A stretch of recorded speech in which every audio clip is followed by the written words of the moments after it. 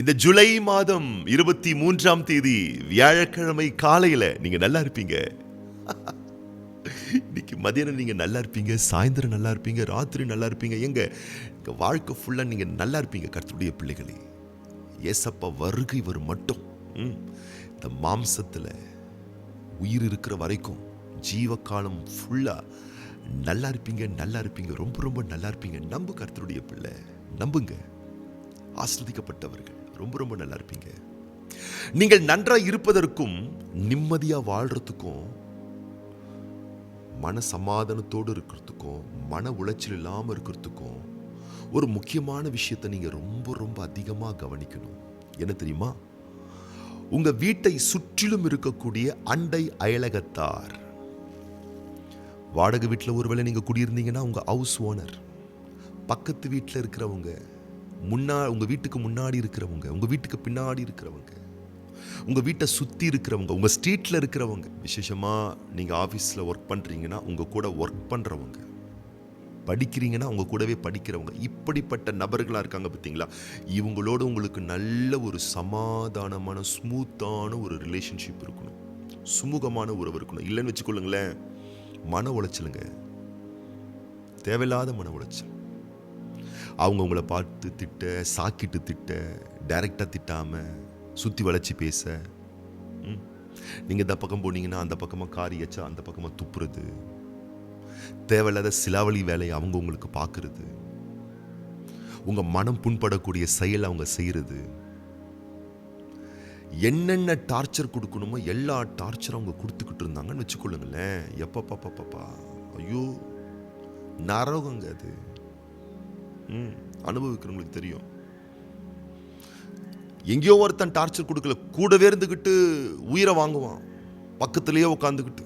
காலம் ஃபுல்லாக ஒரு வீட்டில் இருக்க போறீங்க, ஒரு ஸ்தலத்தில் நீங்கள் வேலை செய்ய போறீங்க, ஒரு குடும்பத்தில் நீங்கள் இருக்க போறீங்க. அதை சுற்றி இருக்கிறவங்க டார்ச்சர் பண்ணிக்கிட்டே இருந்தால் எப்படி நீங்கள் இருக்க முடியும்? எப்படி நீங்கள் வாழ முடியும்? நிம்மதி போயிடுங்க, தூக்கம் போயிடுங்க, மன வலி அதிகமாகும். அவங்க சண்டை போட அதுக்கு பதில் நீங்கள் சண்டை போட, அவங்க திட்ட நீங்கள் பதிலுக்கு திட்ட, அவங்க சாக்கிட்டு பேச நீங்கள் சாக்கிட்டு பேச, பழிக்கு பழி, சத்தத்துக்கு சத்தம், யுத்தத்துக்கு யுத்தம். சில இடத்துல ரத்தத்துக்கு ரத்தமே போயிடும், அப்படி ஆயிரும். என்ன இது நீடித்தால் நம்ம வாழவே முடியாதுங்க. அவ்வளோ பெரிய ஒரு வலி, வேதனை, வருத்தத்தை அதை ஏற்படுத்தி கொடுத்துக்கிட்டே இருக்கோங்க. தேவையில்லாத மன உளைச்சல், சிலாவளித்தனங்கள், இதெல்லாம் இந்த தேவ பிள்ளைகள் கவனமாய் கையாண்டு இப்படிப்பட்ட மன உளைச்சலுக்குள்ள நீங்க யாருமே போயிடக்கூடாது. அப்படிப்பட்ட ஒரு மோசமான நிம்மதியற்ற எண்ணங்களுக்கு, வாழ்க்கை முறைக்கு நீங்க போயிடவே கூடாது. அப்ப என்னங்க செய்யணும்? ஒரே வழி, கவனமா கேளுங்க, கவனமா கேளுங்க. ஒவ்வொருத்தரும் ஒவ்வொரு ரகம், ஒவ்வொரு கேரக்டர் நீங்க நல்லா புரிஞ்சுக்கணும். சிலர் பாவக்காய் மாதிரி கசப்பாத்தான் இருப்பாங்க, சிலர் மாங்காய் மாதிரி புளிப்பா இருப்பாங்க, சில பேர் கோவக்காய் மாதிரி துவர்ப்பா இருப்பாங்க, சில பேர் மாம்பழம் மாதிரி இனிப்பா இருப்பாங்க. முதல்ல இவங்களை ஏத்துக்கோங்க. இப்படிதான் அவங்க இருப்பாங்க.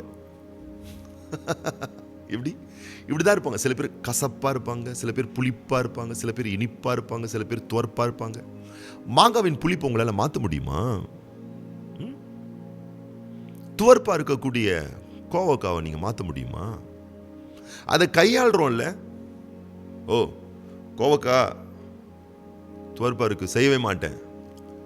மாங்காய் புளிப்பா இருக்கு, யூஸ் பண்ணவே மாட்டேன்.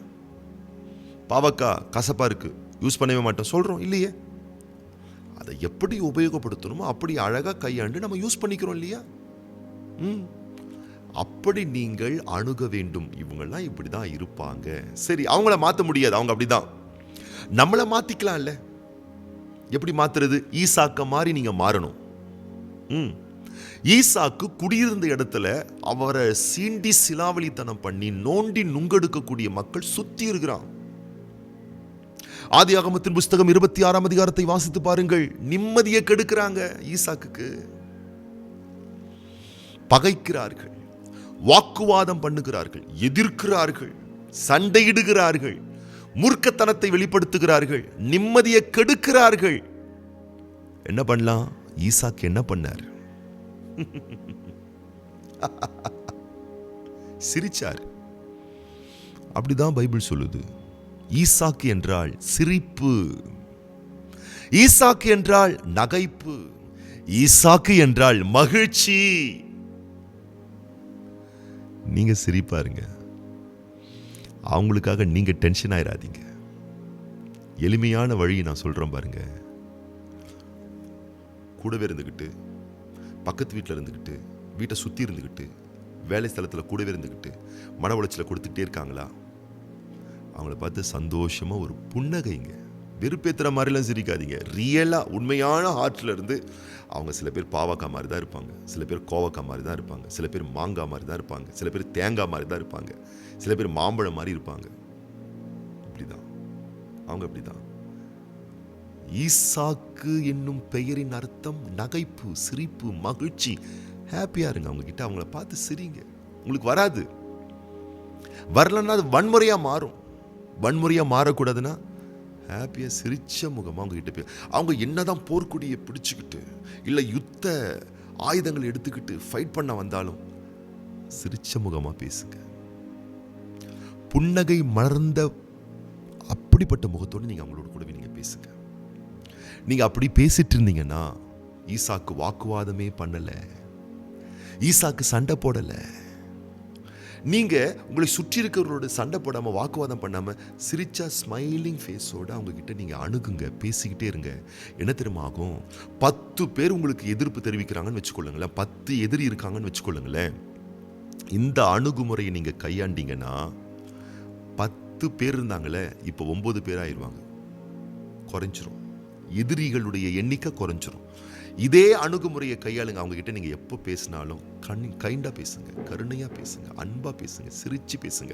அவங்க கிண்டல் பண்ணாலும், பரியாசம் பண்ணாலும், சாக்கிட்டு பேசினாலும், நிந்திக்கிற மாதிரி பேசினாலும், ஸ்மைலிங்கா, அன்பா, கருணையா, நல்லா அவங்களுக்கு விஷ் பண்ணி நல்ல விதமா பேசுங்க. இப்போ 10 பேர் இருந்தாங்க, 9 பேர் ஆச்சுல, 8 பேரா குறைஞ்சிருவாங்க. 7, 6, 5, 4, 3, 2, கடைசியில் பார்த்தீங்கன்னா உங்களை எதிர்க்கிறவங்க ஒருத்தர் கூட இருக்க மாட்டாங்க. ஈசாக்குக்கு அப்படிதான் ஆச்சு. ஆதியாகமத்தின் புஸ்தகம் 26ஆம் அதிகாரம் 28ஆம் வசனம் சொல்லுகிறது, அதற்கு அவர்கள், நிச்சயமாய் கர்த்தர் உம்மோடு கூட இருக்கிறார் என்று கண்டோம், ஆகையால் எங்களுக்கும் உமக்கும் ஒரு ஆணை ஏற்பாடு உண்டாக வேண்டும் என்று நாங்கள் நிர்ணயம் பண்ணினோம். ஒரு காலத்தில் ஈசாக்கை எதிர்த்தவங்க, சண்டையிட்டவங்க, வாக்குவாதம் பண்ணவங்க என்ன பேசுறாங்கன்னு கேட்டீங்களா? கர்த்தர் உங்க கூடவே இருக்கார்ப்பா, அதை நாங்கள் பார்க்குறோம், எங்களுக்கும் உமக்கும் ஒரு ஆணை ஏற்பாடு உண்டாக வேண்டும், நம்ம சமரசமாக போயிடலாம்ப்பா. எப்படி இருக்கு பார்த்தீங்களா? சமாதானமாக போயிடுவோம். நம்ம யாரு? எதிர்த்தவர்கள், பகைத்தவர்கள், பரிகசித்தவர்கள், எள்ளி நகையாடினவர்கள், அண்டை அயலகத்தார் சுற்றி இருந்தவங்க சொல்றாங்க சமாதானமா போயிடலாம். ஒரு நாள் வரும், இந்த வார்த்தையை கேட்டு உங்களை அர்ப்பணிப்பீர்களே ஆனால் உங்க வீட்டை சுற்றிலும் பகைக்கிற ஒரு நபர் கூட இருக்க மாட்டாங்க. முடிவில் என்ன? நிம்மதியா தூங்குவீங்க வீட்டில். சொர்க்கம் மாதிரி இருக்கும் உங்க வீடு. எந்த மனவலி, மன வருத்தம், யாரும் உங்களை சங்கடப்படுத்துறவங்களே இருக்க மாட்டாங்க. வீட்டில் அவ்வளவு சந்தோஷமா நிம்மதியா நீங்க குடியிருப்பீங்க. ஆதியாகமம் 26:29 சொல்றாங்க பாருங்க, நாங்கள் உம்மை தொடாமல் நன்மையையே உமக்கு செய்து உம்மை சமாதானத்தோடே அனுப்பிவிட்டது போல நீரும் எங்களுக்கு தீங்கு செய்யாதபடிக்கு உம்மோடே உடன்படிக்கை பண்ணிக்கொள்ள வந்தோம், நீர் கர்த்தரால் ஆசீர்வதிக்கப்பட்டவராமே என்றார்கள் அண்டை அயலகத்தார். ஈசாக்கை பார்த்து என்ன சொல்றாங்க கேட்டீங்களா? நீரும் எங்களுக்கு தீங்கு செய்யாதபடிக்கு உம்மோடே உடன்படிக்கை பண்ணிக்கொள்ள வந்தோம். சமாதானம். இனிமேல் நாங்களும் உங்களுக்கு பிரச்சனை பண்ண மாட்டோம், நீங்களும் உங்களுக்கு பிரச்சனை பண்ணாதீங்க. எப்படி ஆயிட்டாங்க பார்த்தீங்களா? கர்த்தர் உங்க கூட இருக்கிறார். கர்த்தருடைய பிள்ளையே, வாக்குவாதங்கள் வேண்டாம், சண்டை சச்சரவுகள் வேண்டாம், சமாதானமே பிரதானம். நிம்மதியா வாழுங்க, சந்தோஷமா இருங்க, மன உளைச்சலுக்குள்ள போகாதீங்க. அது நல்லதல்ல, ஆரோக்கியமானது அல்ல.